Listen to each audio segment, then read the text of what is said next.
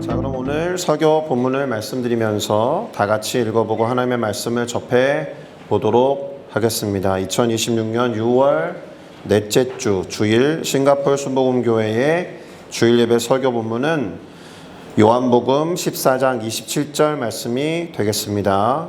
오늘 설교 본문은 요한복음 14장 27절 말씀인데, 기록된 하나님의 말씀인 성경 구절을 대하는 존중과 경외하는 마음을 담아서 이 시간 다 같이 그 자리에서 일어나셔서 오늘 설교 본문 요한복음 14장 27절을 다 같이 한 목소리로 읽어보도록 하겠습니다. 평안을 너희에게 끼치노니 곧 나의 평안을 너희에게 주노라. 내가 너희에게 주는 것은 세상이 주는 것과 같지 아니하니라. 너희는 마음에 근심하지도 말고 두려워하지도 말라. 아멘. 네, 자리에 앉으셔도 좋겠습니다.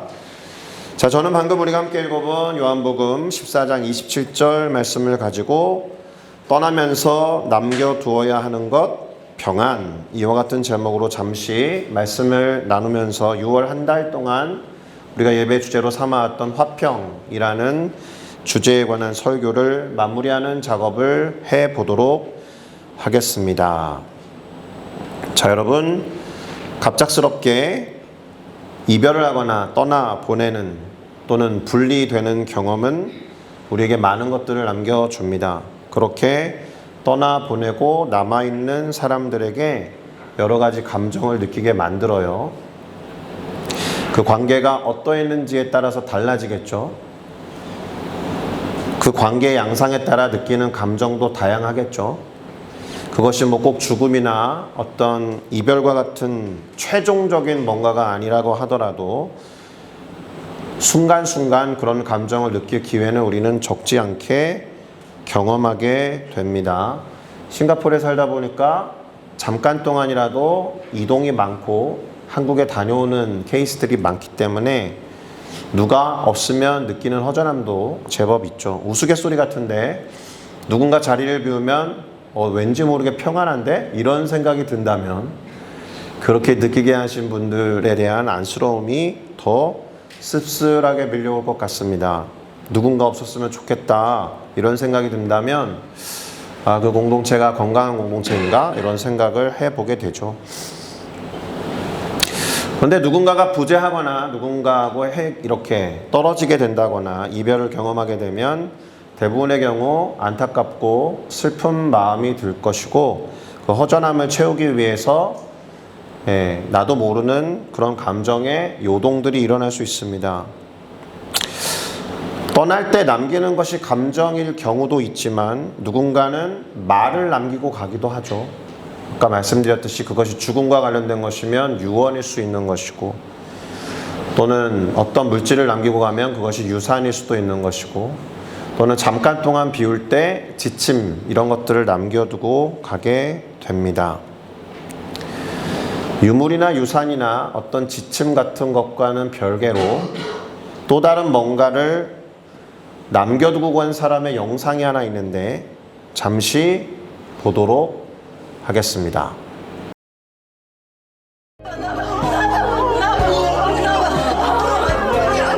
어머니는 병실에 누운 아들을 오늘도 애타게 불렀습니다. 아침밥을 먹고 평소처럼 출근했던 막내 아들 현승씨.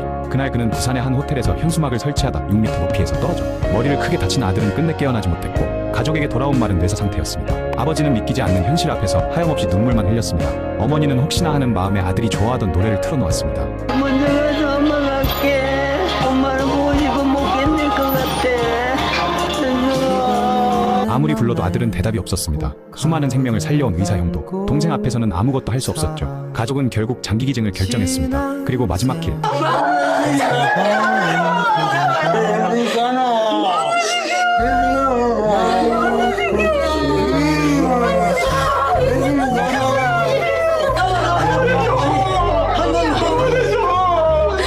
끝내 어머니도 쓰러져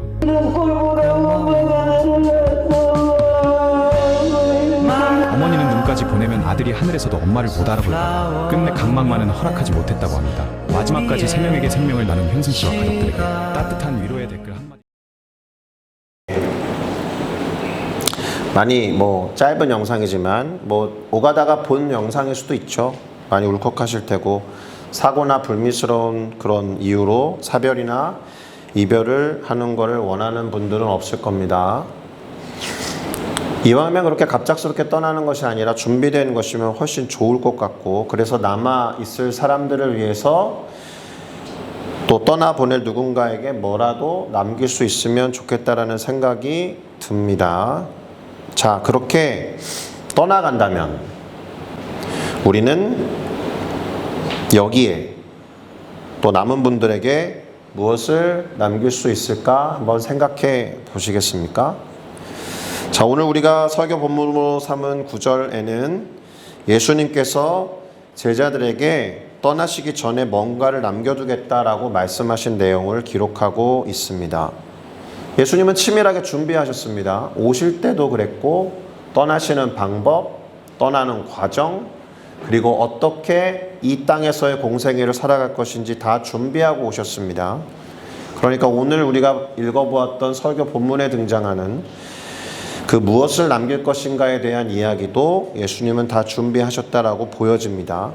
자, 오늘 설교 본문의 앞부분을 한번 다시 보도록 하겠습니다. 평안을 너에게 끼치노니 곧 나의 평안을 너에게 주노라, 이렇게 말씀하시고 또 기록도 되어 있기 때문에 예수님이 남기고 간 것이 무엇이다 라는 것은 너무나도 명확하죠. 평안입니다. 영어로는 peace라고 되어 있고, 헬라어, 당시 공용 언어였던 그리스어로는 에이레네라고 부릅니다. 우리가 흔히 말하는 샬롬이라고 하는 것은 이스라엘 사람들의 히브리 말인 것이고, 그것을 번역한 그리스 말이 에이레네라고 보시면 거의 틀림이 없습니다. 근데 오늘은 영어 성경 구절로 한 번 더 살펴보면 좋겠다 싶은데, 이렇게 되어 있습니다. Peace I live with you, my peace I give you, 이렇게 되어 있습니다. 특별히 주목해야 하는 것은 동사들이에요. 그 중에서도 live with라고 번역한 헬라어 원어에 주목하셔야 되는데, 뭐 그것을 다 외울 필요는 없겠지만 이렇게 생겼습니다. 에이레넨 아피에민 휘민, 이렇게 발음되는 문장이고, 이것을 영어로 번역한 것이 Peace I live with you 입니다. 더 주목해야 되는 것은 live with로 번역한 동사, 바로 아피에미라는 단어입니다. 아피에미, 우리가 뭐 평생 발음할 일은 거의 없어요. 제가 잠깐 설교할 때 말씀드리는 원어들을 발음할 기회가 얼마나 있겠습니까? 보통은 이 단어는 남겨두다, 맡기다, 보내다, 용서하다, 이렇게 번역하는 동사예요. 우리말 성경은 조금 다르게 번역해놨죠. 끼치노니, 이렇게 해놨습니다. 그러나 원어의 충실한 번역은 아마도 남겨두다, 유산으로 남기다, 맡겨두다 라는 번역이 더 좋을 것 같습니다. 이 말은 예수님께서 제자들에게 평안을 남겨두셨다, 평안을 맡기셨다, 평안을 유산으로 남기셨다, 이런 뜻이 되는 겁니다. 내가 평안을 남길게, 내가 평안을 너희들한테 맡길게, 내가 평안을 유산으로 남겨줄게, 이렇게 말씀하셨다라는 거예요. 자, 지금 이 말씀을 하시는 예수님이 어떤 상황 가운데 있는지 우리는 기억할 필요가 있는데, 어떤 것이냐면 예수님을 지금 잃기 전이에요. 그러니까 십자가의 형벌로 잡혀가시기 전에 하신 말씀이다라는 겁니다. 조만간 예수님을 잃게 되는 상황입니다. 그러면 대혼란을 겪게 될 수 있습니다.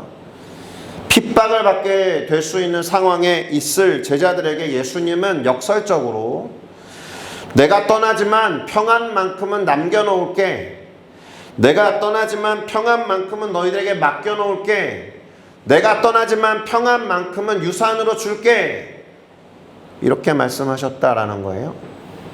힘이 되십니까? 위로가 되세요? 안심이 될까요? 영문도 모르고 제자들은 둥절어린 했을 겁니다. 정확히 뭐라고 말씀하셨는지 방금 전에 앞부분만 봤는데 전체를 한 번만 더 다 같이 좀 읽어봤으면 좋겠습니다. 요한복음 14장 27절 다 같이 읽겠습니다. 시작. 평안을 너에게 끼치노니 곧 나의 평안을 너에게 주노라. 내가 너에게 주는 것은 세상이 주는 것과 같지 아니하니라. 너희는 마음에 근심하지도 말고 두려워하지도 말라. 아멘. 저는 영어로도 한 번 더 읽어드리도록 하겠습니다. 별로 좋은 발음은 아닐 테지만 Peace I leave with you, my peace I give you. I do not give to you as the world gives. Do not let your hearts be troubled and do not be afraid. Amen. 제가 왜 영어로 한 번 더 읽었느냐? 이 영어도 그 형식에 있어서 문장을 재미있게 배열하는 경우가 있어요.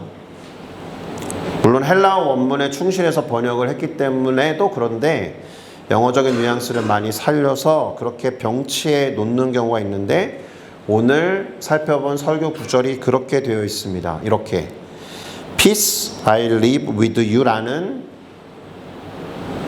문장에다가 My peace I give you 라고 문장의 구조를 동일하게 나열해 놨다라는 겁니다.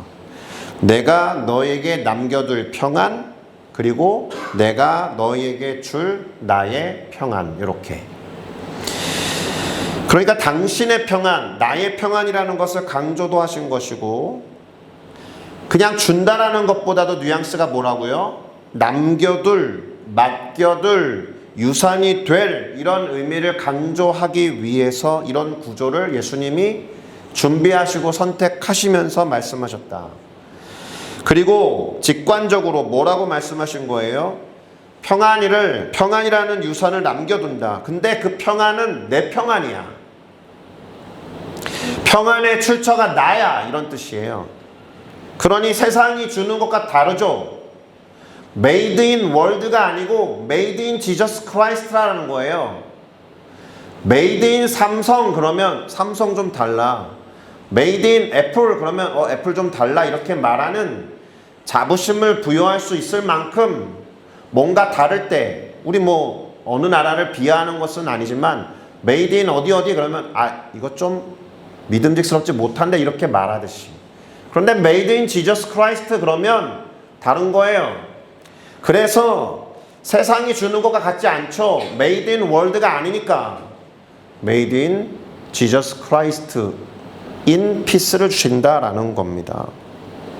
어디에서 만들면 달라 이렇게 말하듯이 예수님이 주시는 예수님으로부터 인한 평안은 다른 거예요. 믿으십니까?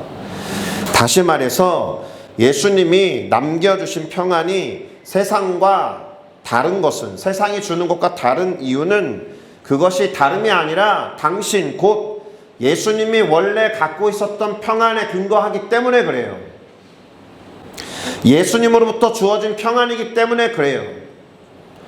더불어서 그렇기 때문에 근심하거나 두려워하지 말아야 되는 이유도 뭐라는 거예요? 예수님으로부터 주어진 평안이기 때문에 그래요.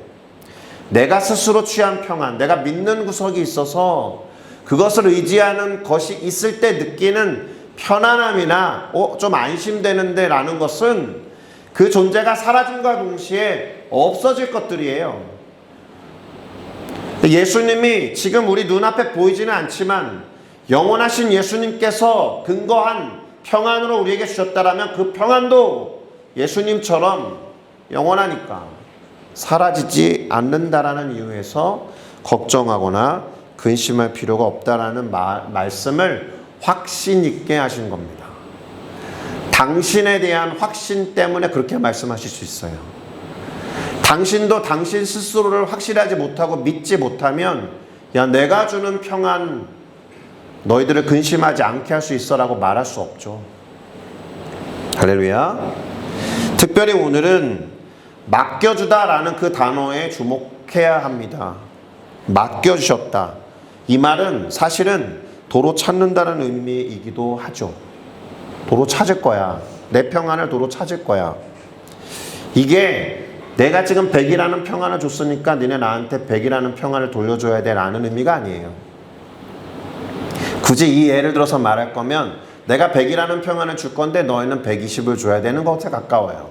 사실은 성경에 기록된 맡기고 넘겨준 것의 뉘앙스들은 다 그런 거거든요. 우리가 잘 아는 달란트의 비유에 나오는 1달란트 준 자, 2달란트 준 자, 5달란트 받은 자들은 그 달란트를 개발해서 돌려줘야 돼요. 은행에 돈을 맡기는 걸 예금이라고 할 때 적어도 예금을 찾을 때 이자가 붙어서 돌아와야 돼요. 그러면 주님께서 우리 가운데 평안을 맡겨주셨다라는 것은 그거 그대로 돌려주는 걸 말하는 게 아니에요. 나만 딱 갖고 있다가 주는 게 아니라 누군가에게 그것을 흘려보내주고 누군가에게 그 평안을 사용해서 이 사람도 평안, 저 사람도 평안, 그래서 평안이 무한정으로 불어난 상태로 하나님이 보실 때도 기쁘고 충만한 상태로 돌려받겠다라는 뜻입니다. 평안을 공유하셔야 돼요. 내가 느끼는 평안에 대해서 말해줘야 돼요. 내가 알고 누리는 평안에 대해서 다른 사람도 느낄 수 있도록 흘려보내준다라는 것이 유산으로 남겨줄게. 요거 남겨주고 갈게. 너에게 맡기는 거야 라는 것의 의미가 될 겁니다. 그래서 우리 모두는 청지기인 거죠. 평안을 맡기시고 남겨주셨다라는 것은 그것을 묵혀두라 라는 의미가 아니라 그 평안을 전하고 다른 사람들과 함께 공유하라는 의미를 갖고 있다. 유산도 잘 생각해 보세요. 물론 자식들에게 유산이 주어지면 자식 세대에서 다 끝나는 경우도 있겠지만, 그러나 부모님의 재산은 사실 후손에게 전달이 되고 전수되고 흘러가는 게 전제 아닙니까? 그거 묵혀두고 내 다음 세대로부터 그냥 묵혀두고 끝나기를 원해서 유산을 상속하지는 않습니다. 자, 유산이라는 말이 나왔기 때문에 유산과 관련해서 성경에 아주 유명한 이야기 여러분 잘 아실 텐데, 돌아온 탕자 이야기를 가지고 설교를 마무리하는 작업으로 넘어가 보려고 합니다. 몇 주 전에도 이 이야기를 한 적이 있지만 방향과 포커스는 좀 다릅니다. 그리고 우리가 잘 알고 있기 때문에 그 이야기를 다 들려드릴 필요는 없을 것인데, 아버지로부터 자신이 상속받을 유산을 아버지가 돌아가실 것도 아니었는데 미리 땡겨받은 배은망덕한 둘째 아들의 이야기죠. 여러분, 아버지가 유산을 내가 누구에게 얼마, 누구에게 얼마를 죽을 시점 됐을 때 다 계산이 돼야 유산도 상정되는 거 아닙니까? 당장 내가 한 달 뒤에 죽을 수 있으니까 지금까지 내 재산이 얼마나 되고 그 중에 어떻게 유산으로 남겨줘야겠다라는 것이 계산이 돼야 되잖아요. 물론 그 일들을 돕기 위해서 뭐 변호사도 고용하고 회계사도 고용하는지 모르겠지만, 이 말은 아버지가 지금 죽을 때가 안 됐다라는 것은 정확하게 유산을 어떻게 주겠다라는 게 계산이 안 된 상태를 말해요. 러프하게 당시에 갖고 있었던 절반을 둘째 아들에게 줬는지 모릅니다. 또 하나는 아버지가 아직 상속할 준비가 안 됐다라는 것은 여전히 경제활동에 있어서의 전성기를 구가하고 있을 가능성이 높아요. 대단히 무시할 수 없을 만큼의 재산을 먼저 땡겨받아 놓고서 타국에 갔고 거기에서 탕진해버린 둘째 아들의 이야기, 더 말씀 안 드려도 아시죠? 잘 아시죠? 자, 그 아들은 아버지가 나에게 유산을 남겨주시기를 바랬죠. 그래서 실제로 유산을 남겨주기도 했습니다만, 아버지는 유산만 주신 게 아니라 그에게 뭐를 남겨두셨을까요? 아들을 향한 사랑을 남겨두셨습니다. 그리고 그 아들을 위한 사랑을 한 번도 거둬들인 적이 없어요. 이 이야기에서 중요한 것은 그겁니다. 아들을 사랑하니까 내가 죽지도 않았는데 이 괘씸한 녀석하고 유산은 무슨 유산이야? 이렇게 말하지 않고 기꺼이 그 시점에서의 절반을 둘째 아들에게 줄 뿐만 아니라, 이 아들이 돌아올 줄 알았는지 모르겠지만 그 아들을 향한 사랑을 철회한 적이 없어요. 끝까지 포기하지 않고 아들을 기다렸습니다. 동구 밖에 나가서 언제 돌아올지 모른다라는 생각을 가지고. 자, 이 이야기를 오늘 예수님의 말씀을 들은 제자들과의 이야기에 접목해서 정리를 해보면 이렇게 볼 수 있을 것 같습니다. 유산을 남겨주었더니 그 아들은 떠났죠. 그러나 아버지께서 사랑을 남겨두었더니 그 아들은 돌아왔습니다. 예수님은 평안을 남겨두고 제자들을 떠났죠. 그러나 그 평안을 취한 제자들은 더 이상 예수님을 떠나지 않고 그 말씀과 동행하면서 목숨을 다해서 사명을 이루어 나갔다라는 거예요. 평안을 전하고 나누면서 맡기신 평안을 그렇게 또 다른 누군가에게 전하면서 목숨까지 걸면서 예수님처럼 십자가에 달려 죽은 제자들을 포함해서. 자, 오늘 본문이 비록 대단히 짧은 구절이지만 그 안에서 예수님에 대해서 알 수 있는 것이 참으로 풍성하게 많습니다. 첫째, 예수님은 평안을 남겨주시는 분이다라는 겁니다. 그것을 잘 알아차렸던 사람이 사도 바울이에요. 사도 바울이 편지를 쓸 때마다 우리 그리스도로 말미암은 은혜와 평강이 너에게 있을지어다라는 말을 그가 반복해서 쓸 수밖에 없는 이유는 그리스도의 평강이 다른 것과 다르기 때문인 것을 알았던 것과 하나, 그리스도께서 평강을 주실 수 있는 분이다라는 것을 알았기 때문입니다. 두 번째, 평강을 주시는 분이시기도 하지만 그것도 자신의 평안을 주시는 분이다라는 겁니다. 너가 이렇게 저렇게 하면 세상에서 평안을 얻을 수 있어. 이게 세상의 논리잖아요. 네가 이렇게 저렇게 성공하면 돈이 너를 보호해 줄 거야. 성공이 너를 보호해 줄 거야. 명성이 너를 보호해 줄 거야. 그건 다 편안이죠. 눈에 보이는 육신적이고 육체적이고 물리적인 피지컬한 편안이죠. 그러나 돈이 많은 사람이, 명예가 많은 사람이, 내세울 게 많은 사람이 편안하나 평안하지 않다고 말하는 분들이 얼마나 많습니까? 그러니까 메이드 인 월드와 메이드 인 지저스 크라이스트의 차이가 큰 거죠. 당신의 평안, 나로부터 비롯된 평안을 남겨줄게, 너희에게 줄게, 세상과 질적으로 다른 평안을 줄게, 이렇게 당신의 평안을 주시는 분이 예수님이시다라는 겁니다. 그런 평안이기 때문에 근심과 두려움을 이길 수밖에 없습니다. 할렐루야. 그래, 우리는 이제 이렇게 정리하면 좋을 것 같습니다. 성령의 열매로서의 화평, 곧 평안이라는 것은 환경의 결과가 아니다라는 거죠. 내가 이렇게 하고 저렇게 해서 변화된 환경 속에서 느끼는 편안이 아니다라는 거예요. 오히려 평안이라는 것은 예수님과 동행하는 삶의 결과일 겁니다. 평안은 절대로 세상이 주는 게 아니에요. 평안은 결코 세상에서 내가 어떻게 하고 이렇게 하고 저렇게 해서 변화된 환경 속에서 느끼는 안락함이나 편안함이 아니에요. 평안은 예수님이 주시는 것입니다. 그래서 근심과 걱정과 갈등이 여전해도 평안한 거예요.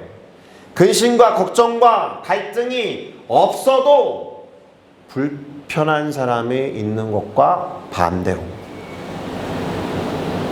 몸이 편안한 것, 그것은 평안이 아닙니다.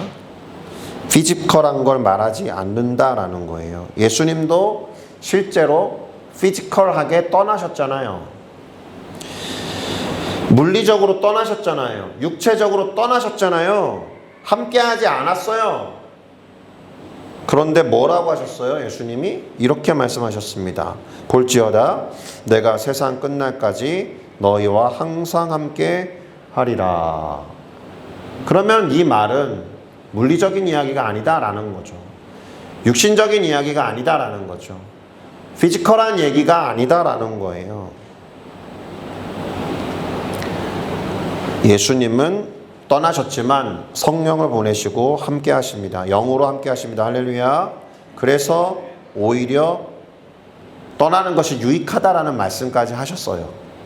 성령을 보내기 위해서. 반대로 항상 떠나는 것은 우리가 아닙니까?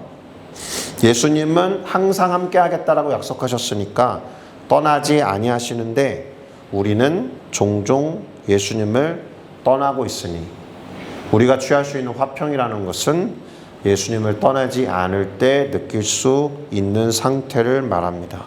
그러니 나는 지금 예수님과 동행하고 있는가? 내가 세상 끝날까지 너희와 항상 함께 있겠다라고 하신 약속의 성취로 주어진 성령과 동행하고 있는가? 성령으로 인해서 흔들리지 않는 The peace made in Jesus Christ를 누리고 있는가? 점검해보고 돌아보는 우리 모두가 되어야 할 줄로 믿습니다. 설교를 마무리하면서 마지막으로 묻겠습니다. 내가 만약에 어디를 간다면 나는 그 자리에 무엇을 남겨두고 갈 수 있을까? 내가 누군가를 만나서 대화를 나누고 그 사람의 곁을 떠났을 때 그 사람은 나로 인해서 무엇을 느꼈을까? 아, 저 사람 가서 너무 좋다. 그거 말고 저 사람이 떠나고 났는데 그 시간에 나는 평안을 느꼈다. 이렇게 될 수 있도록 우리 가운데 유산으로 주어진 평안을 다른 사람도 누릴 수 있도록 전하고 나눌 수 있는 우리 모두가 되기를 예수 그리스도의 이름으로 축복합니다. 할렐루야. 기도하시겠습니다.